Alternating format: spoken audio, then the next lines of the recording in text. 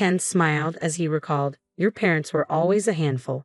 My mother-in-law nodded in agreement, adding with a faint smile, "Now that they're gone, I can say it. Growing up under such parents, it's no wonder you struggled with independence." She looked at me pointedly, her words cutting deep. "If I had raised you, Maya, you would have turned out respectable like Ken," she continued, her tone dripping with condescension. It had only been a week since my parents' tragic car accident, and I was too mentally and physically drained to argue. My parents were respectable people, and I wanted to defend them. I wanted to retort, "If your mother had raised me, I might have ended up with a despicable personality like your son." But the words wouldn't come. My body felt too heavy to move, my mind too exhausted to fight back. I was ashamed of my weakness, unable to protect my parents' honor even as they were insulted. Just as I was sinking into despair, Ella appeared, her voice sharp with anger. "You have no right to act superior," she snapped. "I know the truth." The shocking revelations she shared reignited a fire in my heart. I wouldn't allow any more insults to my parents. From that moment, my daughter and I began to fight back. I'm Maya, a 38-year-old homemaker. I married Ken because I got pregnant, and it's been 16 years since then. I live with our energetic daughter, Ella. I had to drop out of university due to health issues when I got pregnant, a decision I sometimes regretted. But seeing Ella healthy and thriving, I knew I made the right choice. I've poured all my love into her, and she respects me in return. She's a talented young woman, so much so that she earned a computer qualification in middle school and was even featured in the newspaper. I may not be tech-savvy, but I admire her dedication and hard work. She's bright, friendly, and has many friends. I'm truly proud of the wonderful person she's become. However, my relationship with Ken hasn't been as smooth. In the early days of our marriage, his words, "Your support is what keeps me going," captivated me. I dreamed of a bright future together, but the reality was far from that.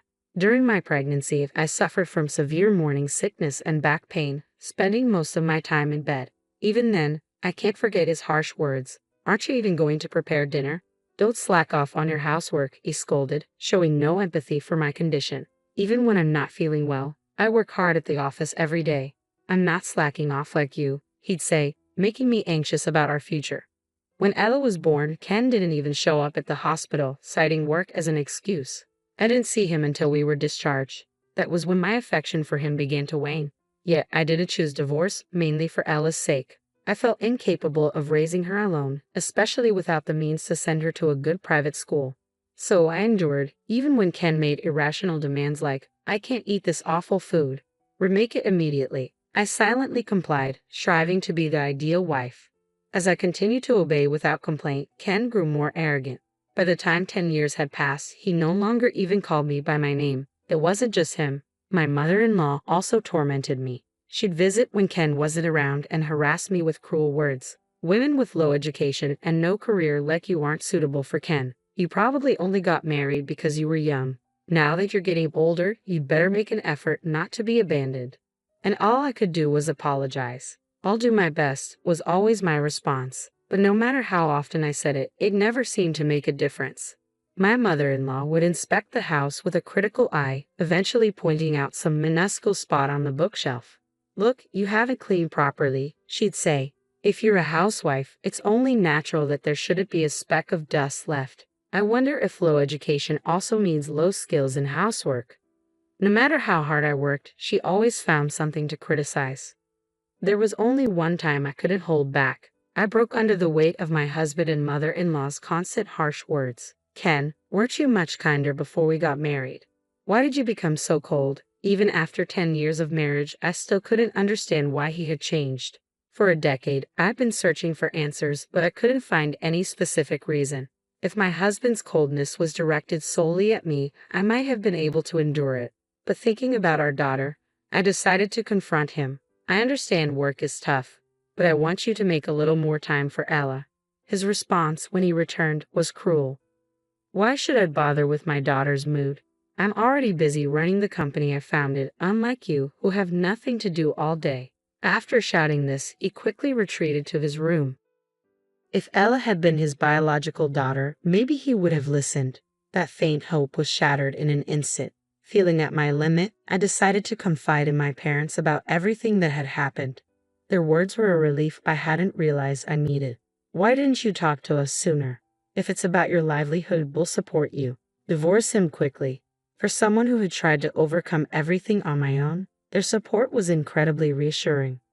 However, it didn't lead to a divorce. My husband, who had always been intimidating, suddenly showed an apologetic attitude in front of my parents. It was my fault. I deeply apologize, he repeated, tears streaming down his face. Perhaps he felt something in that moment, and my fundamentally kind parents were moved by his apparent remorse. In the end, we decided not to divorce. But that decision didn't solve the problem. As soon as we returned home, my husband's demeanor changed. He berated me with an angry voice. This isn't a joke. What's the matter with humiliating me like that? It's shameful to rely on your parents when you're an adult. If we divorce, our reputation in society will plummet. Can't you even understand such basic things? His shouting filled the room, and Ella watched us, her face expressionless. My days filled with anguish showed no signs of ending. 8 years later, my parents passed away in a car accident.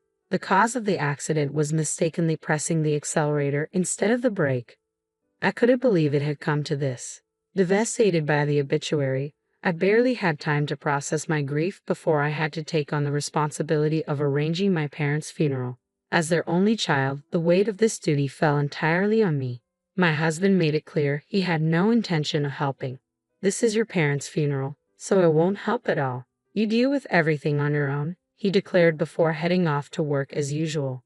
Despite his indifference, on the day of the funeral, he showed up in new clothes with a mournful expression, keeping his head down. I wasn't even allowed to buy new clothes, but it was obvious why he attended. He cared about appearances. His true motives became even clearer a week later, on a Sunday. My mother-in-law and husband came to the house, both wearing smug smiles, and delivered a statement that left me reeling. We always had trouble dealing with your parents, Ken said with a smile. But they're finally gone, he added, as my mother-in-law nodded in agreement. If you're raised by parents like that, you'll end up as someone who can't be independent, like Maya. If I had raised her, she would have become a fine person like Ken, she added. I was utterly exhausted, both from the shock of losing my parents and the strain of my marriage. These two delivered words that felt like a final blow. What had I ever done to deserve this? I wanted to scream at them, to tell them not to mess around, but I was too worn out, too shattered to respond. My mind and body were completely drained. All I could do was silently apologize to my parents, feeling like a failure as their daughter for not defending them against such insults. Just as I was sinking into despair, my daughter suddenly appeared. Her expression was defiant as she addressed my husband and mother-in-law. Who do you think you are? I know everything, she said, her words eliciting an irritated look from my husband. I'm not going to entertain nonsense. You should be studying your room or something, he snapped. Yeah, that's right. Ella needs to study so she doesn't turn out like her mom, my mother-in-law chimed in. But Ella remained silent in the face of their condescension, and then she dropped a bombshell. You think I don't know? I saw you tampering with Grandpa's car. I gasped in astonishment. Could it be true? Had they really tampered with the car? Was the accident deliberate? If that was the case, it was beyond outrageous. It was monstrous. I instinctively looked at the two of them, and they stared at Ella with pale faces. Ella, what are you saying? That your father tampered with the car? Don't talk nonsense, my husband yelled, his face drained of color, anger barely masking his fear. My mother-in-law's mouth opened and closed like a fish gasping for air, but no words came out. Ella, unfazed by her father's shouting, met his anger head-on, raising her voice to match his. Nonsense. Then why don't you confirm it with your own eyes? With that, she pulled out her smartphone and played a saved video. The video began with a shot of my dad's car before it was wrecked, clearly showing it in their garage. After a few seconds, voices could be heard off-screen.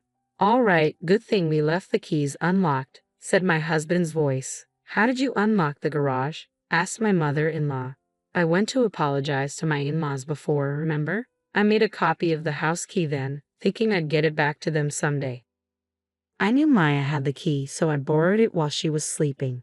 Even though he was always so concerned about appearances, my husband had secretly copied a master key to my parents' house. My mother-in-law didn't condemn his wrongdoing. Instead, she praised him. Just like my son, how clever. But really, why is your wife so clueless? It's beyond comprehension, she said. I couldn't believe such despicable people were connected to me. It was enough to make my vision blur with anger. As I wondered how my daughter had managed to film such footage, the video continued, capturing their vile conversation. To be honest, I wanted to marry a more attractive woman, my husband admitted on the recording.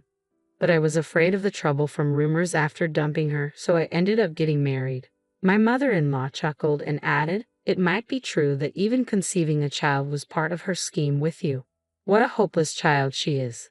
They hurled insults at me before turning on a flashlight and beginning to tamper with the car.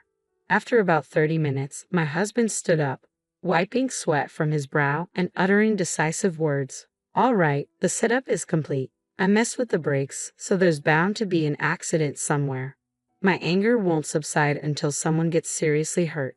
My mother-in-law agreed with a sinister satisfaction, saying, yes, make my son bow like that. Those people deserve to suffer. The video ended as they left the garage, acting as if nothing had happened. Ella looked at her father, her face filled with a sense of superiority. How about it? Can you still call this a lie? She asked, leaving my husband speechless. Debbie, why would there be such a video? He stammered, his confidence shattered. I filmed it myself, Ella stated, her voice steady. What he did to Grandpa's car and how he mocked Mom is unforgivable. He's truly the worst man, isn't he? She sighed heavily, her frustration evident, then addressed them slowly. Sharing the same blood as you is nothing but disgraceful. If only I had noticed that camera's existence a little sooner, this wouldn't have happened. Realizing it only after the funeral proves that surveillance cameras are useless. Ella's eyes narrowed as she looked at them coldly. People like you should be arrested. The moment they heard the word arrested, their faces changed. Arrested? Becoming a criminal? That's absurd. Hand over that phone. My husband shouted, lunging at our daughter. Instinctively, I stepped in and skillfully dodged him, knocking him to the floor. Actually, our family runs self-defense classes. I used to attend before getting married, so I can easily subdue you when you attack without thinking. You can't do that. That's violence. I'll sue you. My husband yelled, but the tension that had built up in me for years snapped, and I finally let my emotions take over. Violence? Then what do you call what you just tried to do to Ella? I can't believe you tried to lay a hand on your own daughter. Perhaps surprised by my unexpected retaliation, he stumbled over his response. And no, that's what you're doing is clearly voyeurism, he stammered, trying to regain control of the situation. Ella cut him off sharply. I had Grandpa's permission. I wanted to test the new security camera system I built. He scoffed. There's no way Ella could build a system like that. But Ella, with abilities that seemed unlikely to have come from me, had received awards in programming. She was considered a prodigy, so much so that news crews had come to her school to interview her. You didn't even know about the awards, did you? She retorted, her voice dripping with contempt. I earned awards for programming, yet I've had to endure being a failure of a parent, Ella said, her voice laced with contempt as she delivered the final blow. Now you're going to get arrested, and you'll be a failure as a member of society too. She fixed her father with a cold gaze. You call yourself elite, but you don't even know basic things that high schoolers do. Maybe your definition of elite is different, but to me it's just vanity. At last, my mother-in-law, who had been silent until now, finally raised her voice. That's enough. I can't believe you'd refer to your own father like that.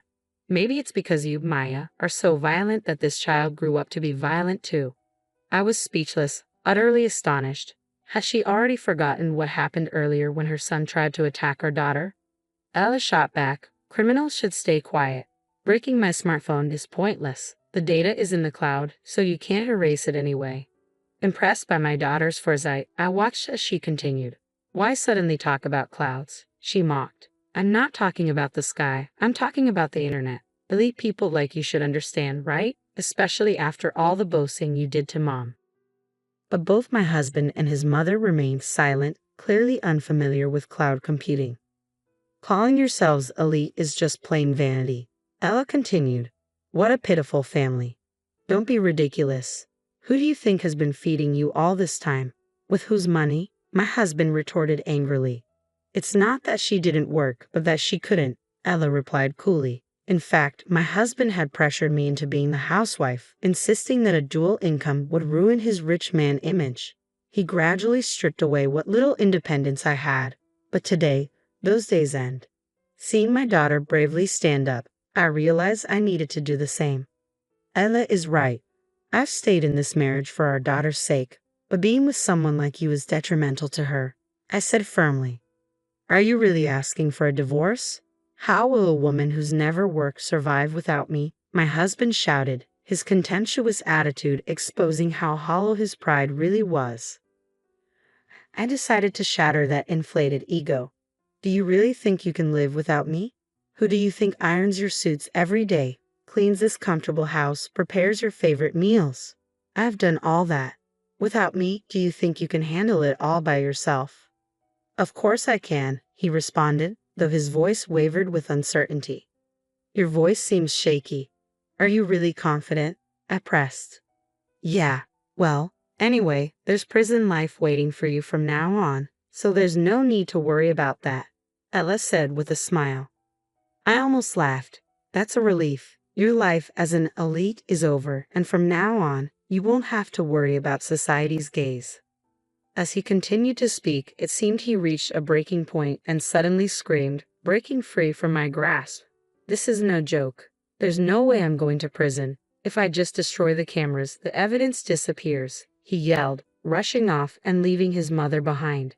But he tripped over my shoes and fell, flailing like a frog in the doorway. Seeing him in such a state, Ella calmly called the police.